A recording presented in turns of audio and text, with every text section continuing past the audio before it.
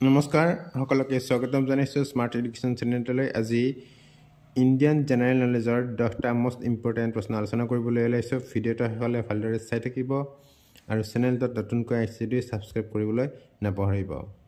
আজিৰ প্ৰথম প্ৰশ্নটো হ'ল the length of India's coastline is about.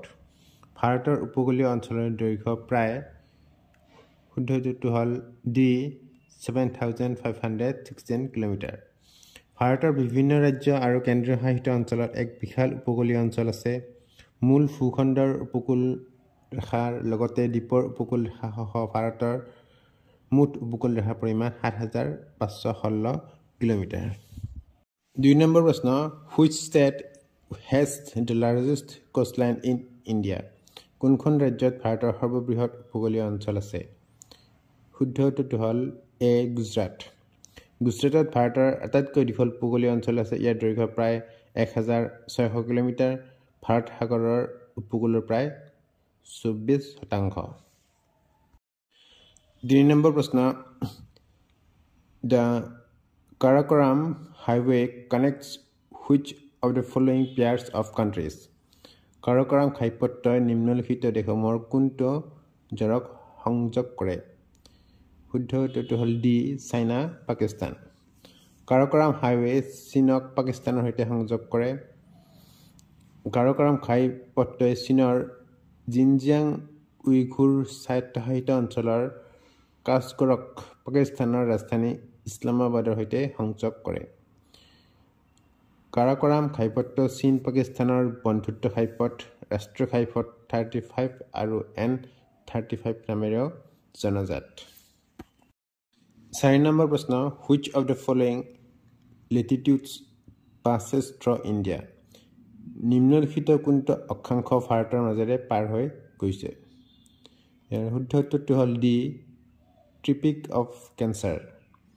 Tropic of cancer হৈছে এক কাল্পনিক ৰেখা যি বিষুৱ ৰেখাৰ 23.50 ডিগ্ৰী উত্তৰ কোণত ভাৰতৰ কেন্দ্ৰৰ মাজেৰে পাৰ হৈ গৈছে। ই 17খন দেশৰ মাজেৰে পাৰ হৈ গৈছে, তাৰে এখন হৈছে ভাৰত।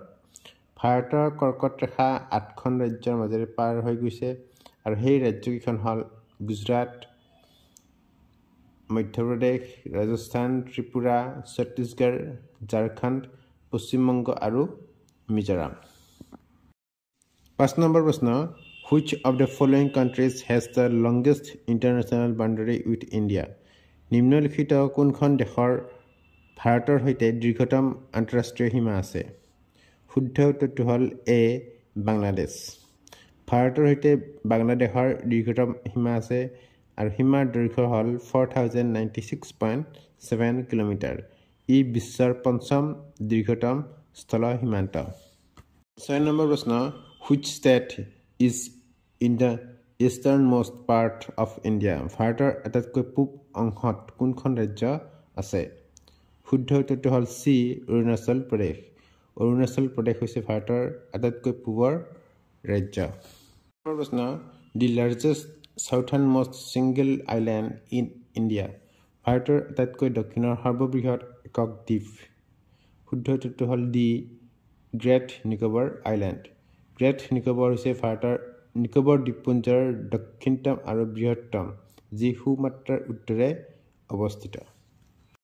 8 নম্বৰ প্ৰশ্ন, in which one of the following island of India is an active volcano found? তলৰ কোনটোত ভাৰত দ্বীপ হৈছে এক সক্ৰিয় আগ্নেয়গিৰি? শুদ্ধ উত্তৰটো হ'ল চি বেৰেন আইলেণ্ড। আন্দামান দ্বীপপুঞ্জৰ আটাইতকৈ পূব দিশৰ ভিতৰত এখন বেৰেন আইলেণ্ড হৈছে ভাৰতৰ একমাত্ৰ নিশ্চিত সক্ৰিয় আগ্নেয়গিৰি। আন্দামানৰ বাকী অংশৰ লগতে দ্বীপটো হৈছে আন্দামান নিকোবৰ দ্বীপপুঞ্জ আৰু অঞ্চলটোৰ ৰাজধানী পৰ্ট ব্লেয়াৰৰ পৰা প্ৰায় 135 কিলোমিটাৰ উত্তৰ পূবত অৱস্থিত। 9 নম্বৰ প্ৰশ্ন, which state has smallest land area? কোনখন ৰাজ্যত আটাইতকৈ কম ভূমি আছে? শুদ্ধ উত্তৰটো হ'ল এ গোৱা। গোৱা হৈছে 3,702 বৰ্গ কিলোমিটাৰ ভূমিৰ সৈতে আটাইতকৈ সৰু ৰাজ্য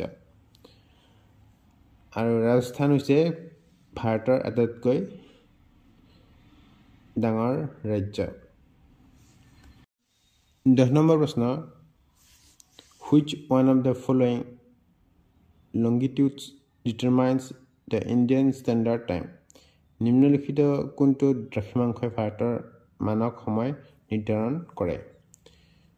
শুদ্ধ উত্তৰটো হ'ল ডি 82.5 ডিগ্ৰী ই